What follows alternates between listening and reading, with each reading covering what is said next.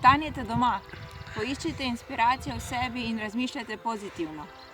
Ukrepi se stopnjujejo, sledimo jim, jih upoštevamo in ostanite doma. Predvsem pa spoštujemo drugega in bodimo strpni. Ostanite doma, tako boste najbolj poskrbeli za svojo varnost in tudi za varnost vseh nas, ki se v teh trenutkih najbolj in neizmerno trudimo za vas. Ostanite doma. Bodite skrbni do sebe in do drugih ljudi. Ostanite doma. Zdravje je na prvem mestu. Ostanite doma. Upoštevajte dana navodila, ostanite doma.